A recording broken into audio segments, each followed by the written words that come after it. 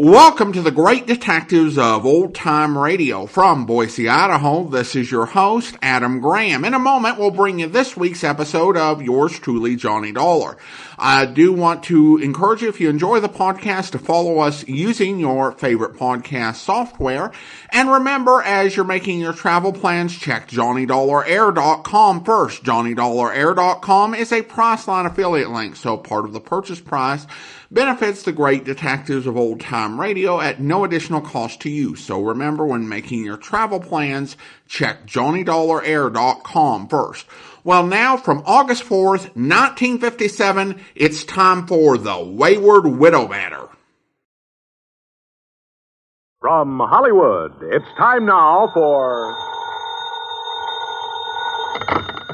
Johnny Dollar. John, this is Harry Branson at Philadelphia Mutual Liability and Casualty Company. Well, hi, Harry. What is it this time? Fraud, murder, arson? No, none of them. Then what kind of a case has you in a dither this morning? As a matter of fact, John, there is no case. Oh, now don't tell me you're spending company money on just a social call. Why, Harry. Of course not. John, I wish you to take a motor trip with one of our very important clients. Well, now, that depends. Perhaps you've heard of her, Betty Charlene Winters. No, but she sounds interesting. She is. She's one of the most charming people. Very wealthy, too. John, you'll love her. Oh, tell me more. I want you to accompany her to her summer place on Lake Wawayanda in northern New Jersey. Sounds better all the time. On expense account, of course, plus a fee of $1,000 for the week or any fraction thereof. How can I lose? Harry, I'll grab the first train.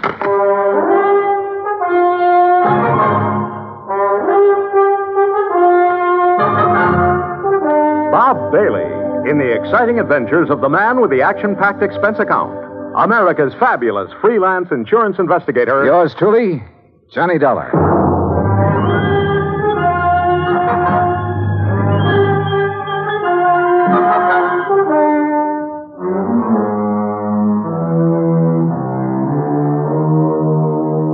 Expense account submitted by Special Investigator Johnny Dollar to the Philadelphia Mutual Liability and Casualty Company, Philadelphia, Pennsylvania.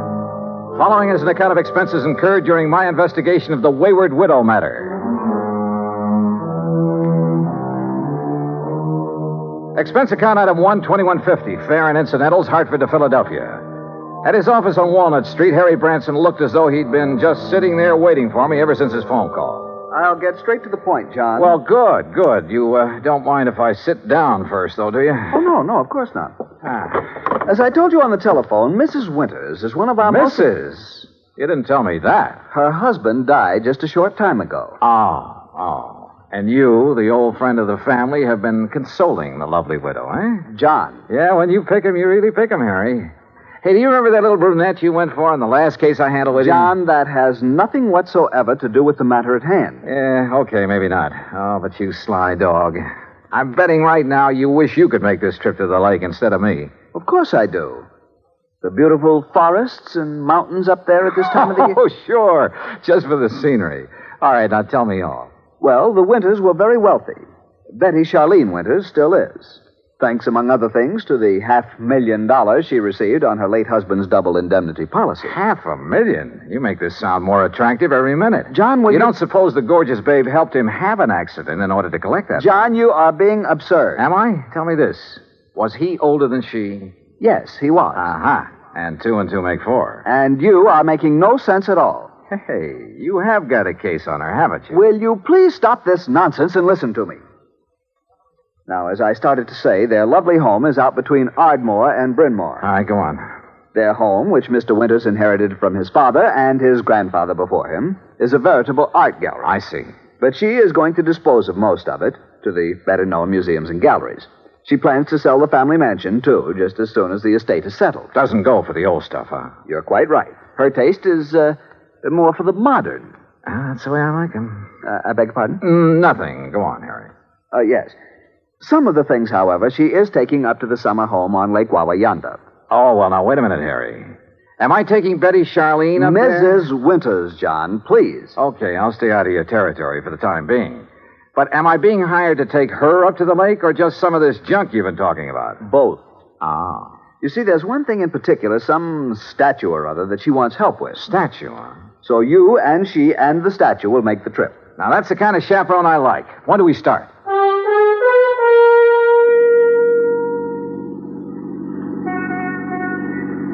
I must confess it's quite a relief to get out of that office for a while. Oh, don't try to kid me, Harry.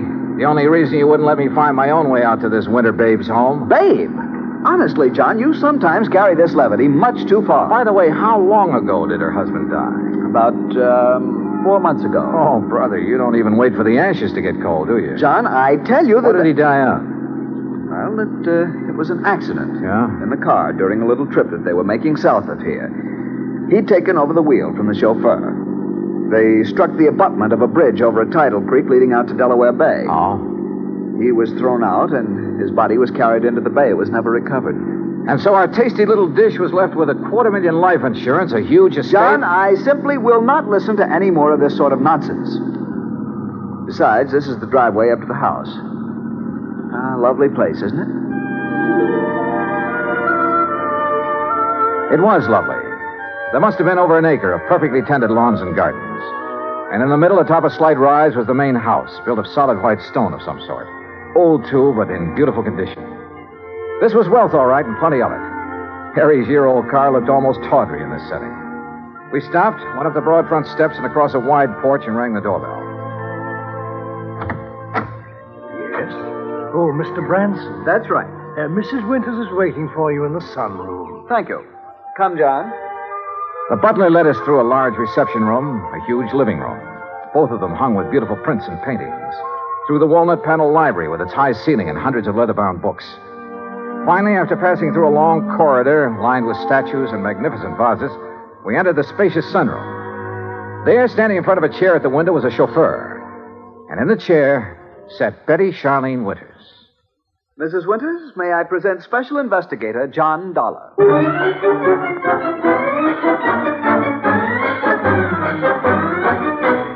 Well, she was a cute little thing, that I will say. But instead of a young, blonde, and beautiful, well, let's face it, she was 70 if she was a day.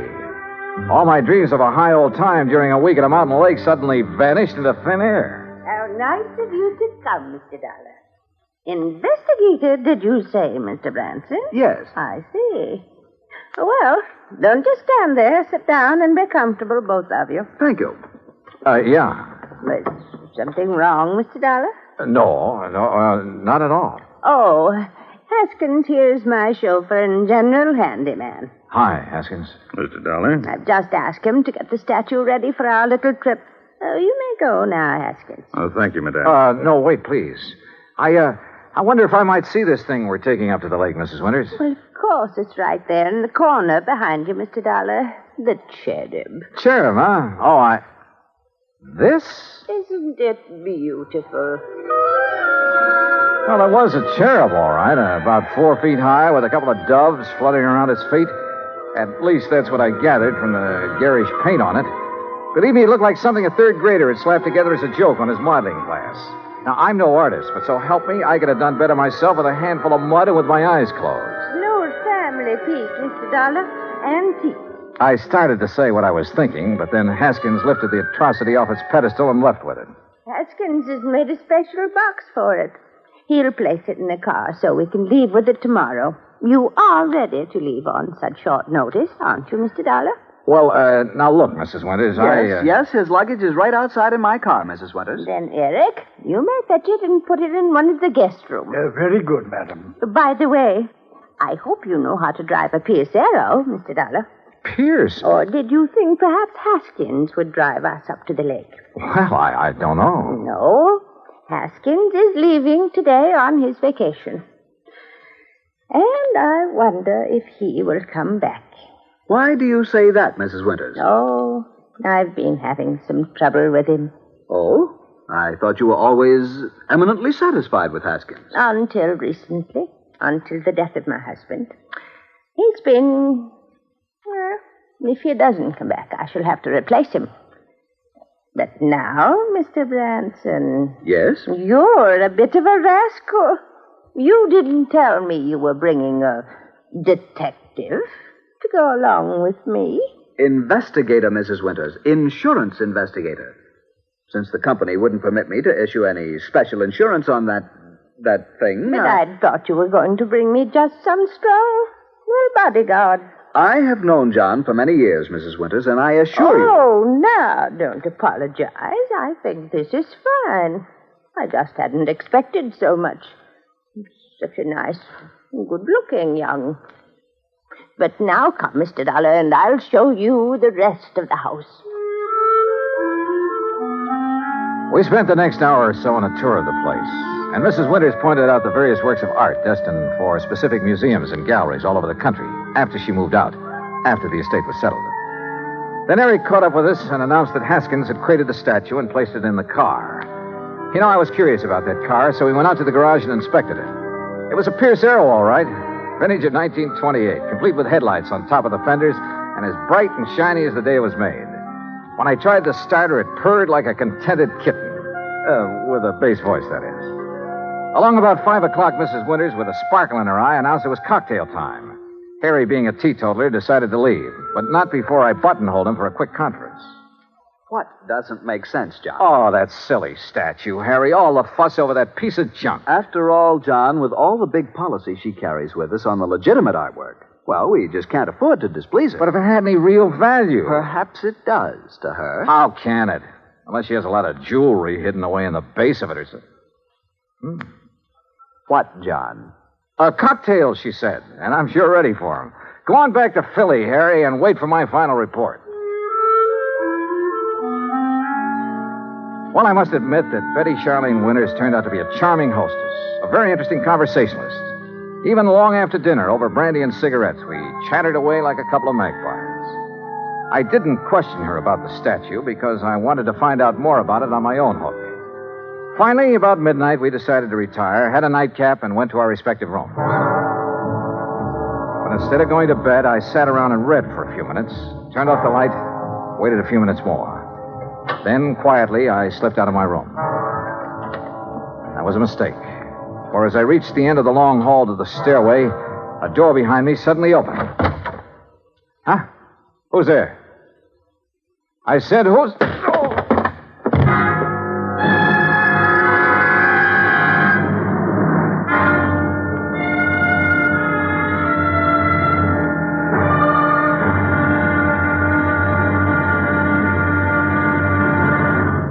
Act two of yours truly, Johnny Dollar, in a moment.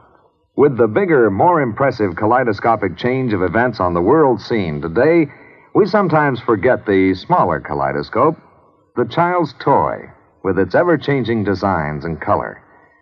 The kaleidoscope is a fantastic experience for any child. That is, any child who can see. But what of those children who cannot experience the ecstatic pleasures of form and color in the ever-changing world about them? This problem has bothered many, and many such people have tried to solve it. One-time soldier in the United States Army, Robert Neiman, is one of them. Captain Kenneth Moyer, also of the Army, is another. Both men, while stationed in Japan recently, set about the task of raising funds for the purpose of providing eye examinations and operations for sightless Japanese children. In return for this gesture, Japanese eye surgeons did not charge for their services. For those children who could not be cured, Braille typewriters were purchased and donated for training purposes in the hope of giving a few more people useful lives. Both Neiman and Moyer worked independently of each other. Neither knew of the other's interest in such a gratifying project. Both have continued the work with enthusiasm. The results of their efforts, when a blind child sees again, or perhaps for the first time, that is their reward. For a child, as for an adult, new sight leads to understanding. And understanding is a building block of freedom, the right of all men, everywhere. And now, Act two of yours truly, Johnny Dollar, and the Wayward Widow Matter.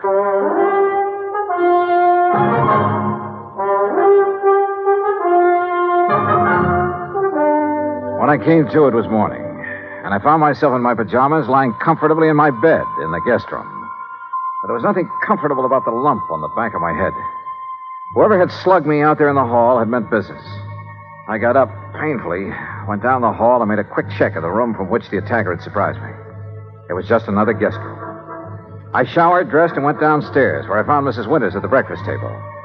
She was very much distressed over what had happened and suggested we go out and look in the trunk of the car immediately.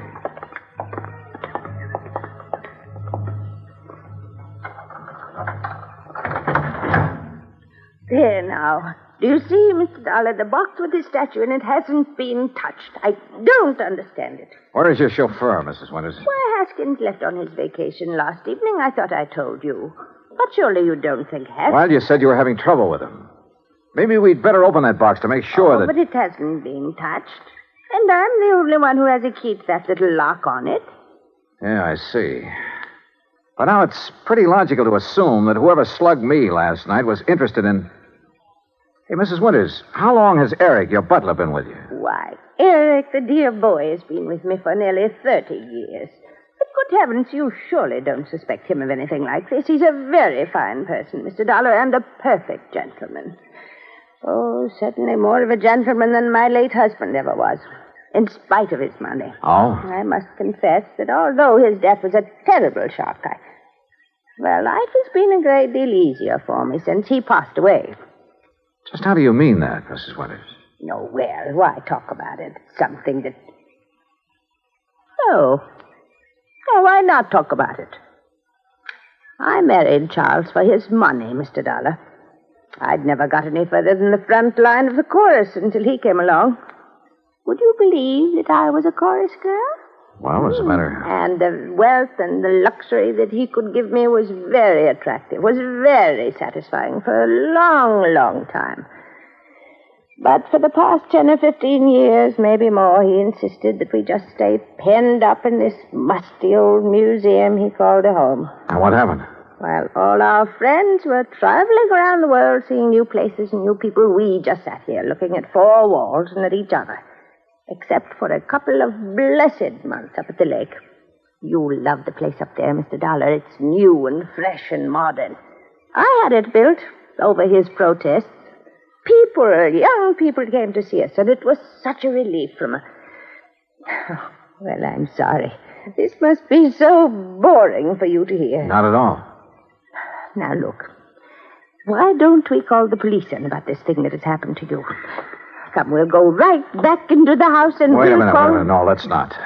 A bunch of policemen prowling around would scare him off, whoever he is. Suppose you're attacked again. Well, at least I'm ready for it now. I just don't like your taking this chance. Of course, we could leave. Go up to the lake. Run away from him? Well, yes. Oh. Of course, it might prove whether he's interested in the statue. If he follows us, I mean. Oh, dear. Why don't you let me call the police?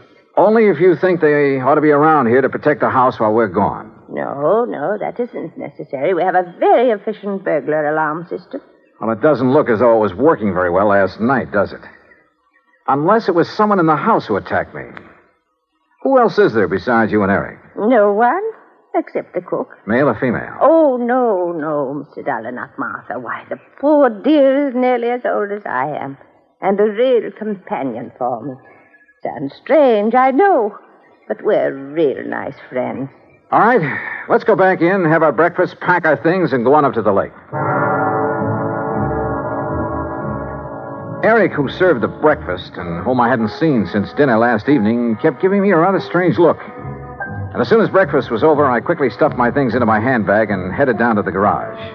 Eric was waiting for me there. He insisted that he put my things into the trunk of the car, which killed any chance I might have had to pry open the box with the statue. I started to question him about the night before. But as it turned out, my questions were quite unnecessary.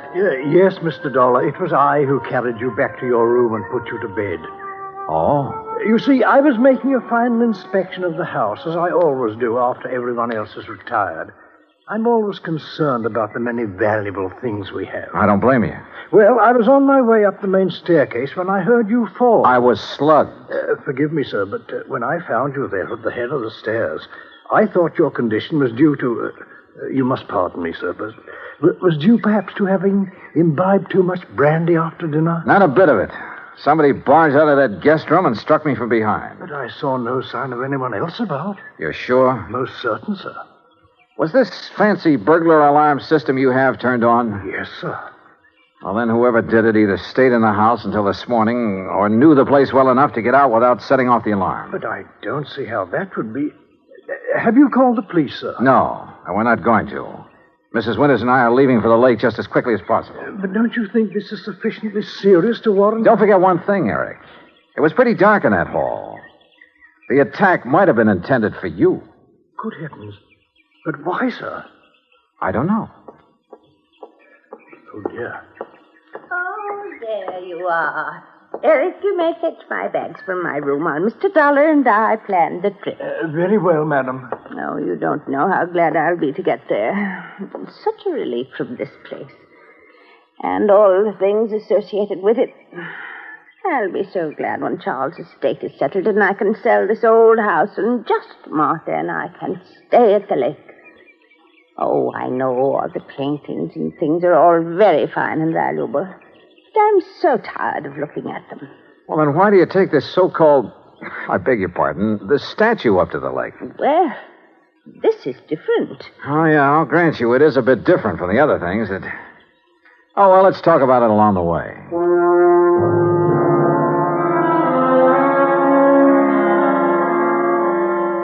But we didn't. Simply because I didn't bring up the subject again. Why not?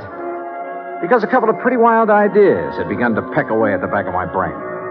Ideas just crazy enough to have some basis in fact. The 1928 Pierce Arrow ran like a dream in spite of its advanced age. And Mrs. Winters, in spite of her advanced age, kept the conversation going at a merry clip. There was a sparkling, almost buoyancy about her. And the hunch that had hit me began to grow. We crossed the Delaware River at New Hope on Route 202, and in Lambertville, we stopped at the sign of the Flying Red Horse to gas up the car. That's item 2470. While the attendant was busy with that and checking the tires and battery and so forth, I made some excuse or other and stepped around to the telephone booth at the back. Harry Branson here. Harry, this is on the road on our way up to the lake. We ought to be there in a couple of hours. Meantime, I want you to drive out to the Winters home in Bryn Mawr again. Oh, what for? Just do it, right away. Then call me up at the lake. Well, whatever you say, John, but I wish you'd tell me... Gotta go now. Goodbye. The rest of the trip through the pretty North Jersey countryside was uneventful. And finally, north and east of the little town of Andover, we came to Lake Wawayanda. We drove along a private road to the far end of it, and there, perched on a little cliff above a deep basin, was a real smart, modern brick and glass home. That's right. Straight up the little hill and park in front of the garage. Little hill? I just hope we can make it. Right here. I hope the brakes will hold, or this thing could roll right on back into the lake. Oh, and the lake is so deep right there. Nearly 100 feet. An old mine or something before the water came up. Oh, this is a pretty dangerous driveway. Here now, let me help you. Thank you. One of the first things I'm going to do is have this driveway built up and leveled off and a big stone wall built around it. Yeah, you'd better. Careful now. This is pretty steep. Oh, listen. Yeah? Telephone is ringing inside the house. Oh, well, let me have the key and I'll go in and answer it for you. I'll answer it. You can unpack the car while I do. I suspected the call was from me, but didn't want to say as much. So I opened the car trunk and proceeded to take out the luggage and the big, clumsy box for the statue. The box was heavy, very heavy. And I wondered how Haskins, the chauffeur, had been able to pick up and carry the statue so easily back in Bryn Mawr. I finally got the box perched on the edge of the car trunk when Mrs. Winters called to me. It's for you, Mr. Dollar. It's Mr. Branson. Oh, okay, I'll take it. Leaving the box there on its precarious perch, I went on up to the house.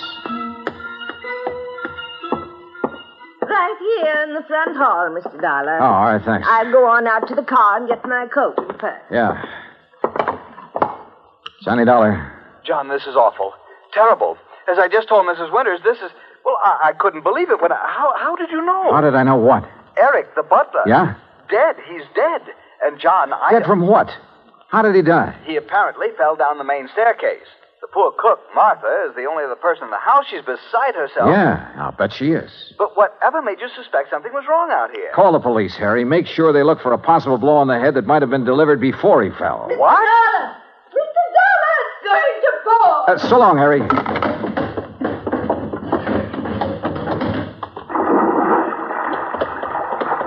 Oh, dear. Oh, Mr. Dollar. Oh, dear. Fell off the back of the car, huh? Yes, the big box. I must have bumped it when I reached into the trunk for my weekend case. Bounced right down into the lake, huh? Yes, my beautiful little statue is at the bottom of the lake. Oh, well, don't worry, Mrs. Winters. We'll get it back. I'll have a diver come up here. No. It's all right. We'll leave it there. Ah? No, you were right. It'd only be another memory of the musty old house in Brenoir. It really has no place here where everything is so fresh and new and clean. We'll get it back. But it really had no actual value. You were right, Mr. Dollar. It's better to just... Yes, we'll leave it there. Sorry, Mrs. Winters, but that's where you're wrong. Why, Mr. Dollar... We'll get it back, all right. And whatever's in it. Oh, dear. I suppose I might have known.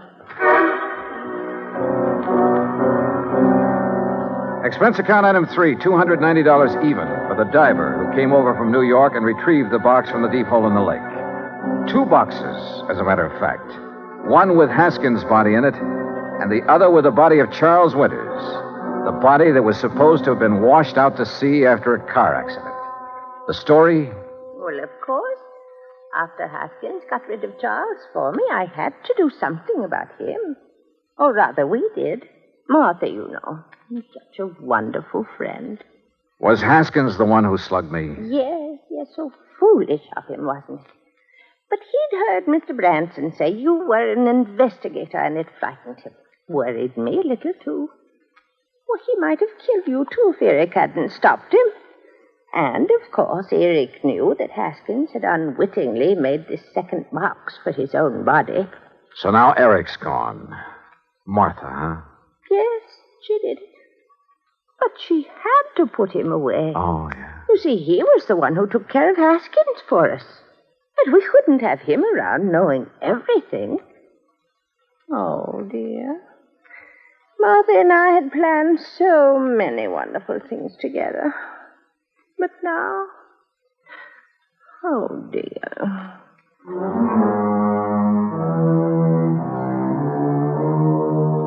Expense account total, including incidentals and transportation back to Hartford, $365.50. Remarks? Well, I'd rather not say how I feel about a case like this, Harry. A whole crime wave by a couple of apparently sweet old ladies. The legal procedures, and there'll be plenty of them, are up to you and the company, as well as recovery of the insurance paid on poor old Charles Winters. Hey, next time, give me a case that doesn't turn my stomach, will you? Yours truly, Johnny Dollar.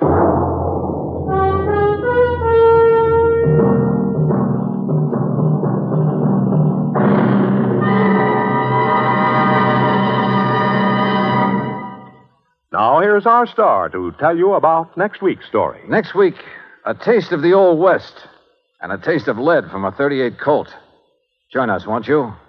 Yours truly, Johnny Dollar.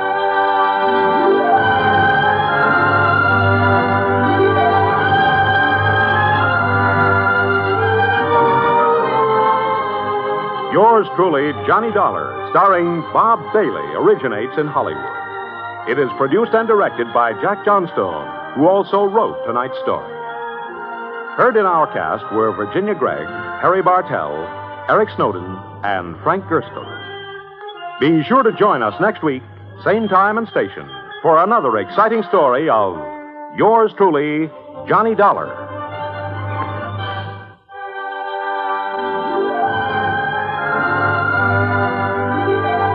This is Joe Walters speaking.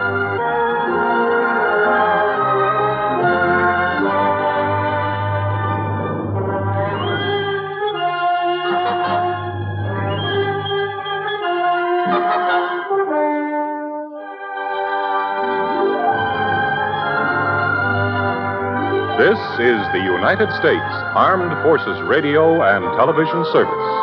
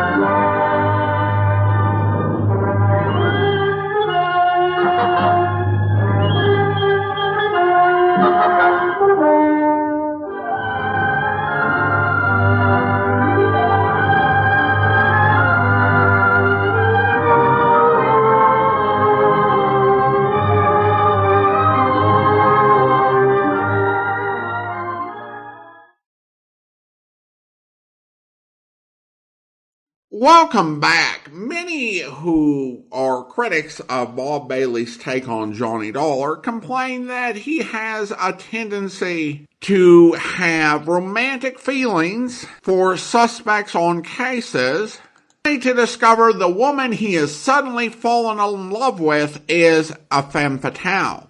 Well, this episode shows that it doesn't take a pretty face or butterflies for Johnny to get hurt, because Johnny is a pretty open-hearted person for an insurance investigator, and that doesn't just extend to potential love interest. He takes a liking to a lot of people, particularly when they fall outside the perimeters for being suspects. Some examples that come to mind are Mrs. Cronin in the Cronin matter, Mike in the Indestructible Mike matter, and it was the exact same thing with her. You can tell by the way he described their really long conversation.